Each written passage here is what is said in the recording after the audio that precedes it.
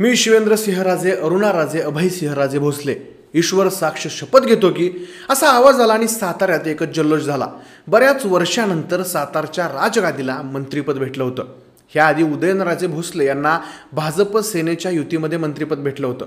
सगळ्या साताऱ्यात जल्लोष झाला। बाबाराजे पहिल्यांदाच मंत्री झाले आणि त्यातही बांधकाम खात्यासारखं हेवीवेट खातं त्यांना मिळालं। बाबाराजेंचे समर्थक उत्साहात होते, पण वर्षभरातच परिस्थिती बदलल्यासारखी झाली। एका बाजूला महाराष्ट्रात कॉन्ट्रॅक्टर्सला पैसे मिळत नाहीयेत आणि कॉन्ट्रॅक्टर्स आत्महत्या करण्यासारखे गंभीर पावलं उचलतायत, तर दुसरीकडे मात्र महाराष्ट्रातच अत्यंत महत्त्वाचं आणि वजनदार असणारं सार्वजनिक बांधकाम मंत्रिपद बाबाराजेंना मिळालं असलं तरी सध्या बांधकाम खात्याकडे पुरेसा निधी उपलब्ध नाहीये अशी परिस्थिती सध्या दिसत आहे। त्यामुळेच दबक्या आवाजात राजकीय वर्तुळात चर्चा सुरू झाल्या आहेत की शिवेंद्रराजेंना ओसाडगावची पाटीलकी भेटली का? कॉन्ट्रॅक्टर्सना खरंच पैसे मिळत नाहीयेत का? बांधकाम खात्यावरती इतका ताण कसा आलाय आणि खरंच शिवेंद्रसिंहराजे भोसले यांना ओसाडगावची पाटीलकी मिळाली आहे का? याच सगळ्या प्रश्नांचा आढावा घेऊयात आजच्या व्हिडिओच्या माध्यमातून। नमस्कार मंडळी, मी आशुतोष आणि तुम्ही पाहताय .com अर्थात कॅरी ऑन मराठी। महाराष्ट्रात कुठलंही सरकारी काम म्हटलं की ते पार पाडायची जबाबदारी असते महाराष्ट्र शासनाच्या बांधकाम विभागाची। अगदी गावाखेड्यातले रस्ते असू दे किंवा मोठ्या शहरापर्यंत बांधकाम विभाग कार्यरत असतो। बांधकाम विभागाची कामाची पद्धत आहे कॉन्ट्रॅक्ट पद्धतीची, म्हणजेच विभागानं निविदा काढायच्या, कॉन्ट्रॅक्टरनं ते काम करायचं आणि विभागाकडून आपलं बिल घ्यायचं। त्यामुळे ह्या खात्याला भेटणारा निधी सुद्धा तसाच भरघोस असतो। पण तुम्हाला ऐकून आश्चर्य वाटेल की मंडळी, या बांधकाम सारख्या मोठ्या खात्याच्या खात्यात कॉन्ट्रॅक्टरांची बिलं द्यावी इतकी सुद्धा पैसे शिल्लक नाहीयेत।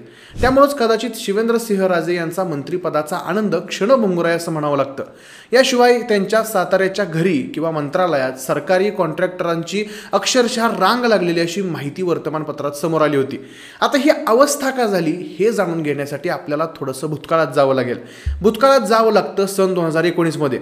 उद्धव ठाकरे महाविकास आघाडीतर्फे मुख्यमंत्री झाले आणि त्यात सरकारच्या काळात बांधकाम विभाग होतं त्यावेळेसचे काँग्रेस नेते अशोक चव्हाण यांच्याकडे।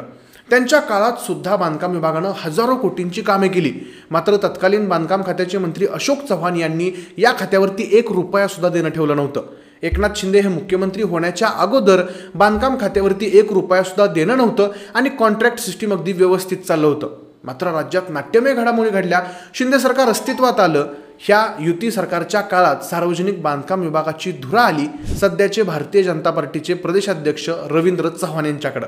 रवींद्र चव्हाण यांच्याकडे म्हणजेच बांधकाम विभागाकडे त्यावेळेस 20,000 कोटी रुपये शिल्लक होते, पण हातात 20,000 कोटी शिल्लक असताना मंत्री चव्हाण यांनी मात्र 64,000 कोटींची रुपयांची वर्क ऑर्डर काढली।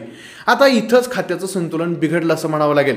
उपलब्ध असणाऱ्या पैशापेक्षा जास्त वर्क ऑर्डर काढल्यामुळं परिणामी कॉन्ट्रॅक्टरांची बिलं मोठ्या प्रमाणात पेंडिंगवर राहिली। निश्चित आकडा सांगता येणार नाही, पण साधारणतः 46,000 कोटींची थकीत बिलं असल्याचं बोललं जाते। निवडणुकीनंतर बांधकाम सारख्या महत्त्वाच्या खात्याची जबाबदारी येऊन पडली शिवेंद्रराजे भोसले यांच्यावरती।